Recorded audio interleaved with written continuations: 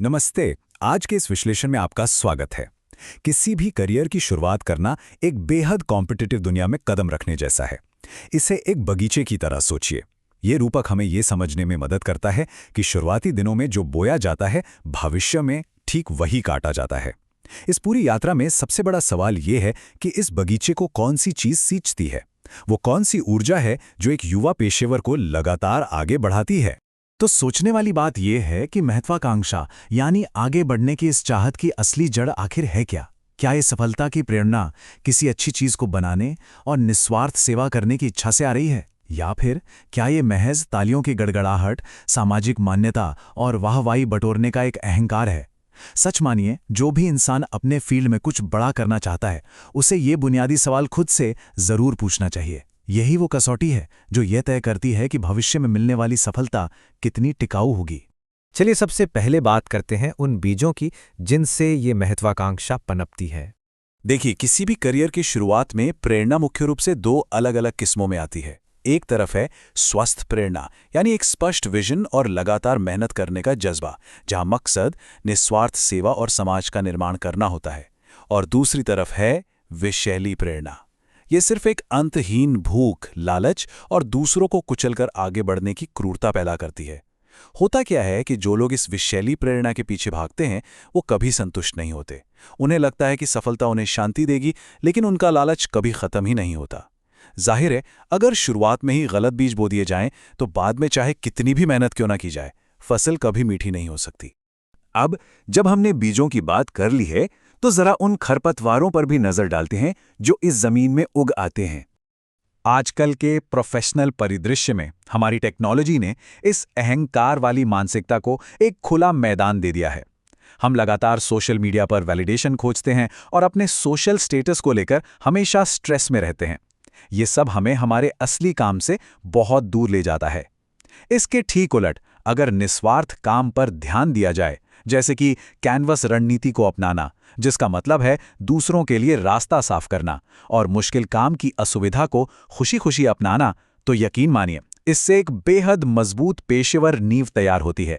इस अस्वस्थ मानसिकता के पीछे एक बहुत ही दिलचस्प मनोवैज्ञानिक और आर्थिक सिद्धांत काम करता है, जिसे ईगो यूटिलिटी कहते हैं।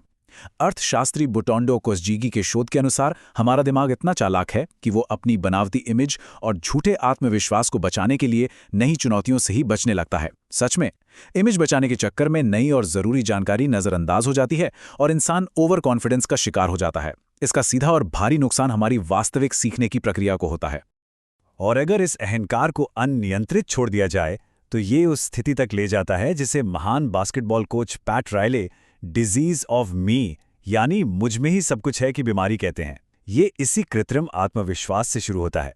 जब किसी को लगने लगता है कि सिर्फ वही सबसे श्रेष्ठ है और सारी सफलता केवल उसी की वजह से है, तो ये घमंड पूरी टीम के तालमेल और भविष्य की सफलता को ताश के पत्तों की तरह बिखेर कर रख देता है। लेकिन ऐसा नहीं है कि ये स्वार्थ और अहंकार सिर्फ आज के आधुनिक तकनीकी युग की समस्या है। चलिए सदियों पुराने ज्ञान की तरफ मुड़ते हैं। प्राचीन चीनी ग्रंथ ताओ ते चिंग में एक बहुत ही कमाल की चेतावनी दी गई है। इसके 53वें अध्याय में लिखा है, जब महल भव्य होता है तो खेत खरपतवारों से भर जाते हैं, उनके पास खर्च करने से ज्यादा होता है। इसे लुटेरों का अहंकार कहा जाता है। कितनी सटीक बात है। इसका सीधा सा मतलब है कि जब कोई अपनी ताकत का इस्तेमाल सिर्फ खुद की तिजोरी भरने के लिए करता है और पूरे समाज को नजरअंदाज कर देता है, तो उसकी वो सफलता एकदम खोखली और विनाशकारी होती है। तो इस खोखलेपन से कैसे बचा जाए? इसके लिए एक माली की तरह हमें अपने अहंकार की छंटाई यानी प्रूनिंग करनी होगी। यहां दो तरह के माइंडसेट काम करते हैं। एक है फिक्स्ड माइंडसेट, जो फेल होने के डर से और अहंकार को बचाने के लिए नई चीजें सीखने से हमेशा बचता है। इस विनाशकारी अहंकार को रोकने के लिए इसकी सूखी और मृत शाखाओं को काटना बहुत जरूरी है, तभी असली ग्रोथ हो सकती है। वहीं दूसरी तरफ है ग्रोथ माइंडसेट। यह मानसिकता फेलियर को एक जरूरी सीढ़ी मानती है और इसे गहरी जिज्ञासा के साथ अपनाती है। यह माइंडसेट ईगो को बचाने पर नहीं, बल्कि खुद को लगातार बेहतर बनाने पर पूरा फोकस रखता है।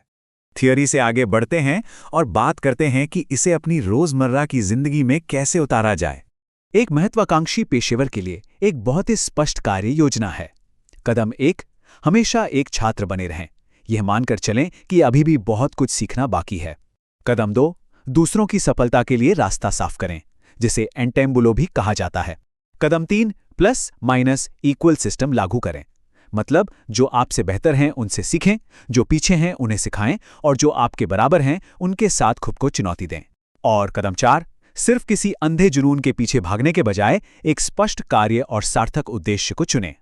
इसके अलावा कुछ रोजमर्रा के माइंडफुलनेस अभ्यास भी गेम चेंजर साबित हो सकते हैं, जैसे कि ईगो ड्रॉपिंग का अभ्यास करना, यानी हमेशा खुद की ही चिंता करने और वैलिडेशन की भूख को छोड़ देना, दूसरों के फायदे के लिए मुश्किल काम करने की असुविधा को खुशी खुशी सहना, चुपचाप बैठकर इंतजार करने के बजाय कुछ नया सीखने और कार्य करने के लिए अपने समय को अलाइव टाइम में बदलना, और सबसे अहम बात, समाज में अपनी पोजीशन की चिंता छोड़कर अपने सहकर्मियों को समझने की सच्ची जिज्ञासा पैदा करना।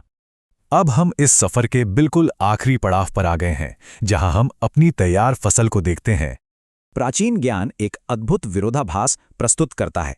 जब ये सारी कड़ी मेहनत और अनुशासन एक मुकाम पर पहुंच जाता है, तो सफलता को नए सिरे से परिभाषित करने का समय आता है। ताओ ते चिंग का 7वां अध्याय कहता है, ज्ञानी व्यक्ति खुद को अंत में रखता है और प्रथम बन जाता है, खुद की उपेक्षा करता है और सुरक्षित रहता है। इसका सीधा सा अर्थ है कि किसी भी प्रतिस्पर्धी फील्ड में पैसा और शोहरत तो मिल सकती है, लेकिन सच्ची और हमेशा रहने वाली सफलता तभी मिलती है जब हम अपने व्यक्तिगत स्वार्थ से ऊपर उठकर व्यापक समुदाय की जरूरतों को प्राथमिकता देना सीख जाते हैं। अंत में स्रोतों पर आधारित आज का ये विश्लेषण एक बहुत ही गहरे और जरूरी सवाल के साथ खत्म होता है। हमारी ये महत्वाकांक्षा अपने पीछे कैसी फसल छोड़कर जाएगी? क्या यह सिर्फ कुछ दिनों तक गूंजने वाली तालियों और खोखले अहंकार की कहानी होगी, या फिर एक विनम्र और शांत सेवा की ऐसी मिसाल जो आने वाली पीढ़ियों के लिए रास्ता बनाएगी? इस विचारोत्तेजक प्रश्न पर जरूर सोचिएगा, क्योंकि इसी चिंतन में किसी भी पेशेवर के लिए सच्ची सफलता का रहस्य छिपा है।